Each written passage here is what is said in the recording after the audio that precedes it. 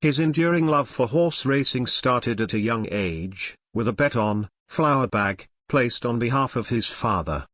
That love further developed when he watched races from his domestic perch in the Waterford community of Portmore, one of the adjoining areas to the Caymanas Park racetrack. Now he is a conditioner of race horses, along with working at the Ham Stables, champion breeders for several years. He says his life is totally dedicated to taking care of horses, from 4 a.m. to 8 p.m. every day of the week.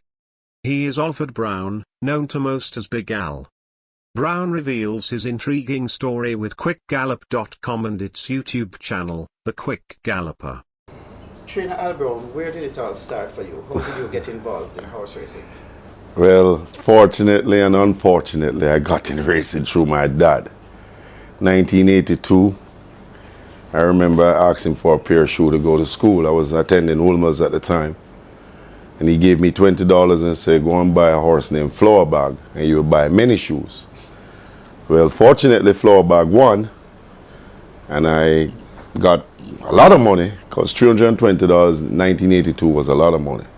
So I was able to buy a lot of shoes. So that's how I started, living in Waterford, right beside the racetrack. I got this love for horses, you know, watching the races at the fence side, and one day I always say to myself that, you know, I'm going to own one day, because, you know, I love the competitiveness of horse racing.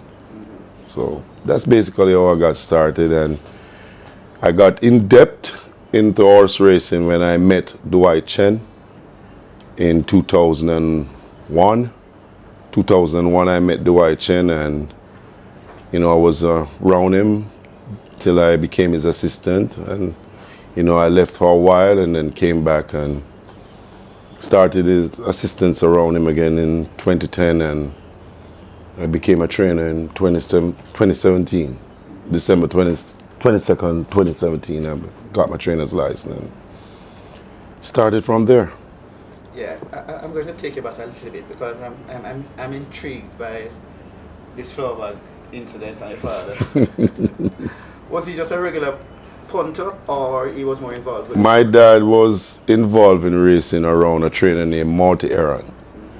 You know, as an police officer. He was a police officer, loved racing, and Marty Aaron was his friend. He ended up owning one over by Marty Aaron. Wasn't that good. I can't remember the horse name, but he wasn't no good. So, you know, he was really an in-depth lover of horse racing. So Okay. All right. That's how I really got involved. Who were some of the trainers that graduated at the same time with you?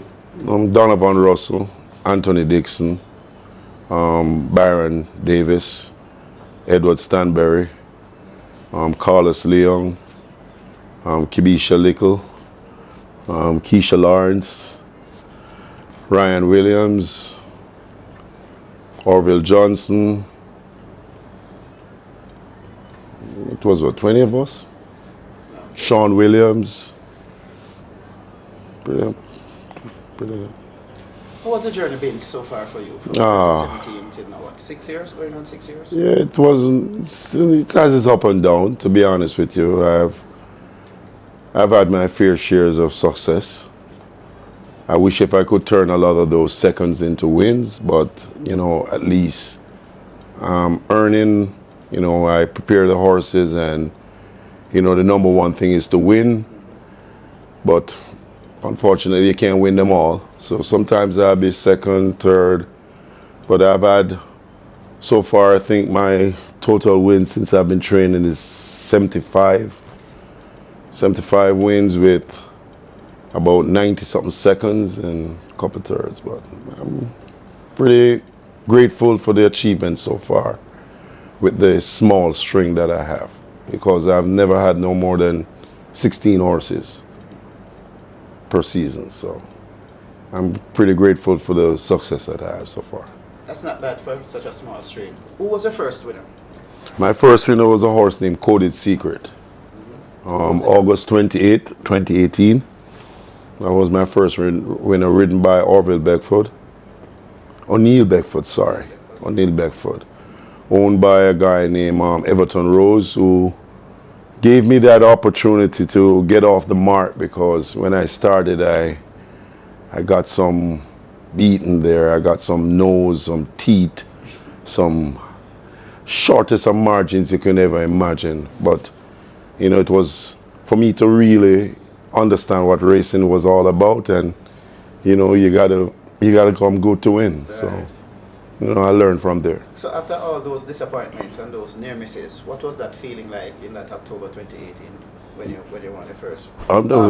April 20. Well, when you won the first race. oh my God, it was it's like, I can't even describe how I felt, but it was a great feeling just to get off the mark and knowing that you're going forward now, because, you know, my goal is to win races, and not just win races, but I'm really interested in winning classic races. You know, I'm the type of trainer that I'm really interested into young horses. I prefer young horses more than claiming horses.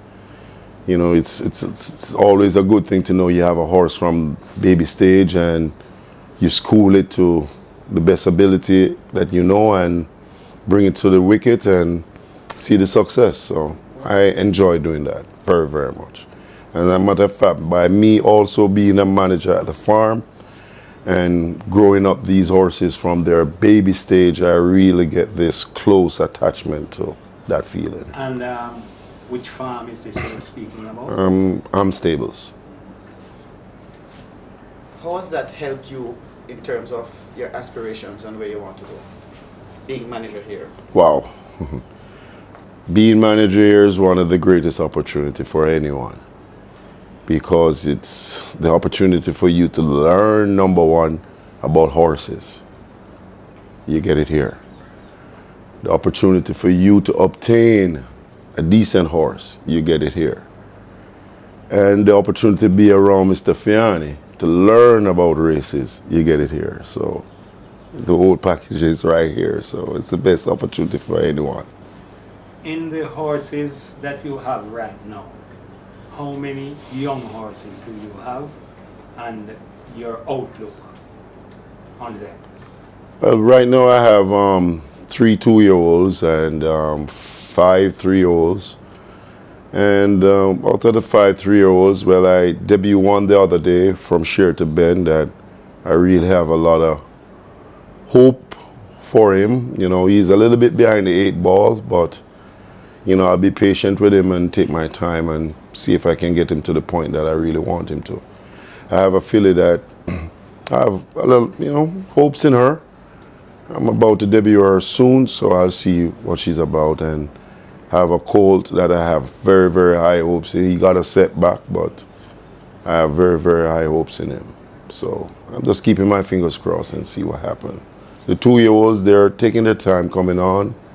So, you know, I can't really speak about them right now, but anything is possible because they're well bred and anything is possible. A fairly short career so far. You're in your 6th year now as a trainer. What are some of the major successes that you would have had in those 70 wins? Oh, well, the biggest success I've had, to be honest with you, it's Trevor's Choice winning the Chris Armand Sprint in 2021. No, 2020, sorry. The COVID here. That's the biggest achievement so far, but I have, you know, had some fair shares of success. Ups and downs, you know, you're going to get your critics there, you're going to get your critics there, but, you know, I just take the jabs, take the punches and go through, because I learned from a lot of those critics, you know, so that's the biggest achievement I have so far, Trevor's Choice, and so far, in my opinion, it's the best horse I've trained so far. In goes Legality, field in line, they're up for the Chris Armand Sprint, another bullet, Sparkle Diamond came off at the back. Formal Fashion asked to blaze the trail. There goes Trevor's Choice rushing up now to tackle, and the Trevor's Choice in the yellow silks gets that lead as they run toward the half mile, a half a length in front of Formal Fashion. They're joined now by Peking Cruise as they spin into that turn. Patriarch is racing down against the rail, overtaken by a Chase the Great. Sparkle Diamond recovering after the slow start.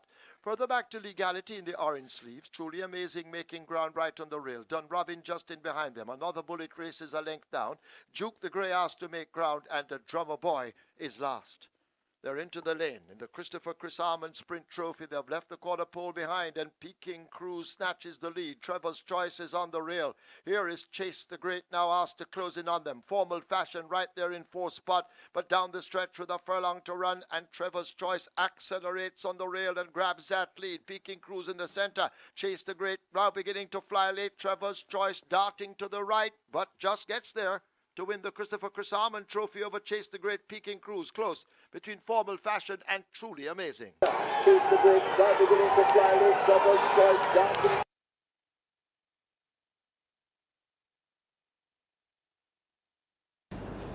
Who would have been some of the trainers? I think I can answer one at least, but who would have been some of the trainers that would have inspired you? Well, the first person I will say without a doubt is Dwight Chen. If it wasn't for Dwight Chen, I wouldn't become a trainer. That's number one. So I always have to lift my hat up to him and respect him for that very, very, very, very much, for that opportunity he gave me. Mr. Fiani, the late Wayne DeCosta, because as much as, you know, I've not that close to him, a couple of times I've got to talk to him, I've, you know, asked him a couple of questions, and he always been honest to me. So I can always say that Mr. DeCosta was also Mr. Nunes. He always said, Big Al, don't be afraid to come and ask me anything, because, you know, these successful trainers would like to see a young trainer like myself one day, another 10, 15 years to be in their shoe. And, you know, I would like to be in their shoe because they are very successful trainers in the country. You have been around for a while. In your opinion, who do you think is the best, or some of the best horses you have seen race at Caymanas Park? Without a doubt, Legal Light, Royal Dad, Eros, Milligram, the Viceroy, so many. Blue Mental, so many. So many. Musical Maestro, he was a nice horse. You know, and then come down the line, you got so many good horses, but Legal Light was always my favorite.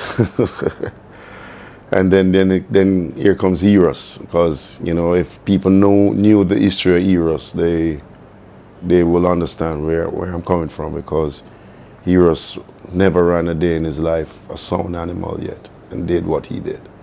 So you have to say he's maybe, in my opinion, second to Legal Light.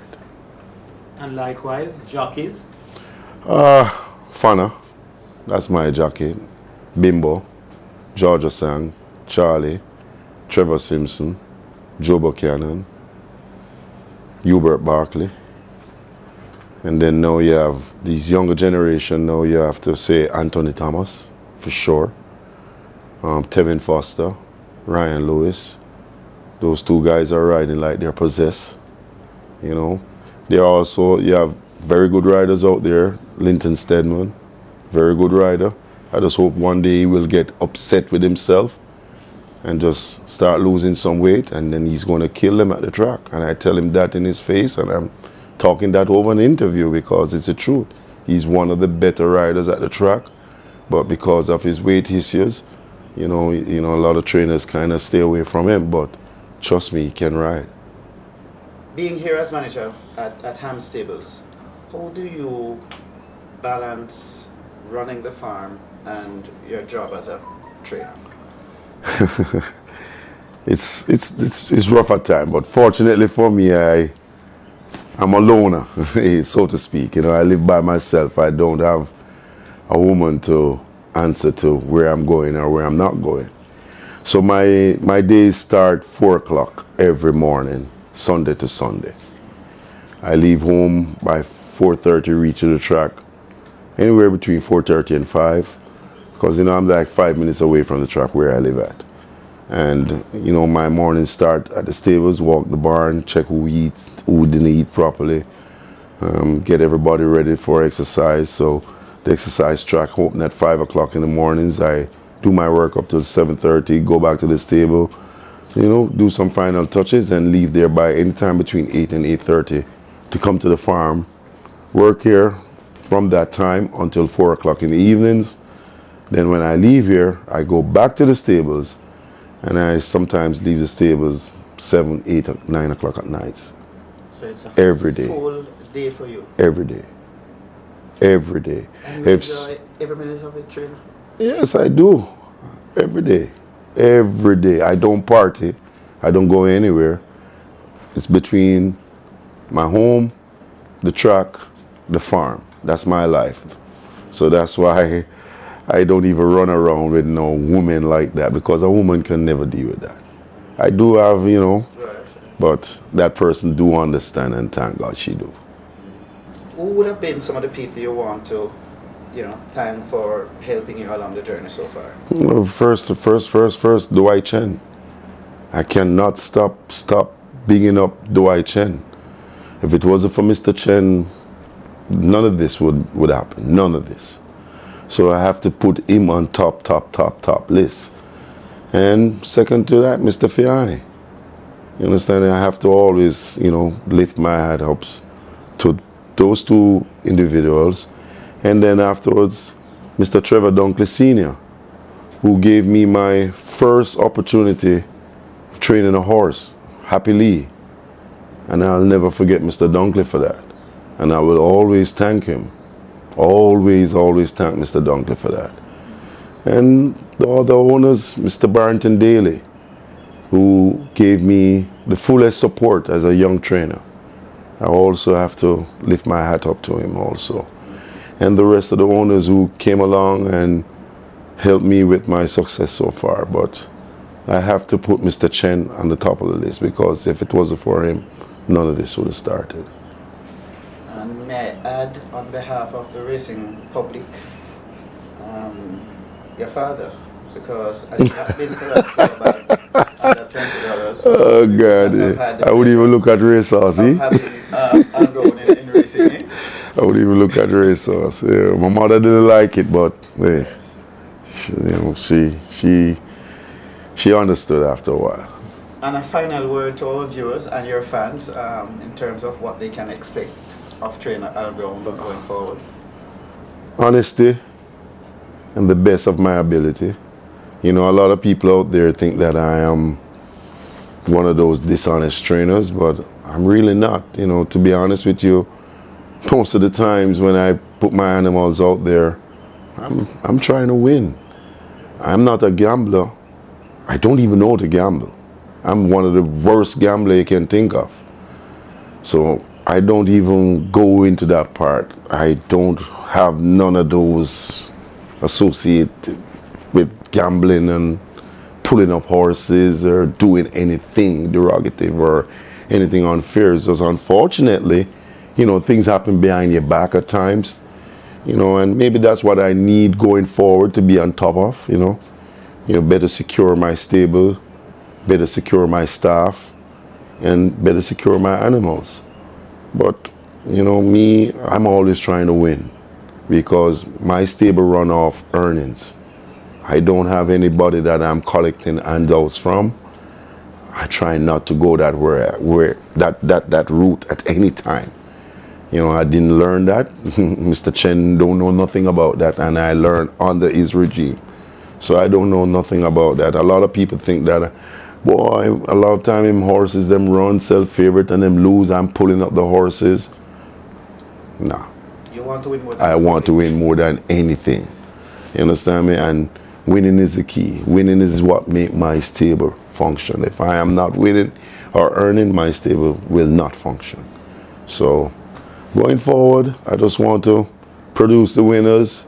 If I can't win, I must earn and make my owners happy. And I just thank everybody that is in my corner for the opportunity that they gave me. And I just continue on the right path and do the best that I can. All right, trainer, thank you. And we wish that, your dream will come true and that classic winner Thank you. Sooner than you think. Thank you. I hope so. All the best. Thank you. All right. Thank you for watching another video produced by the team from QuickGallop.com, YouTube channel, The Quick Galloper. Please stay on the channel for more enlightening videos on those involved in local horse racing. Please like, subscribe, and press the notification bell.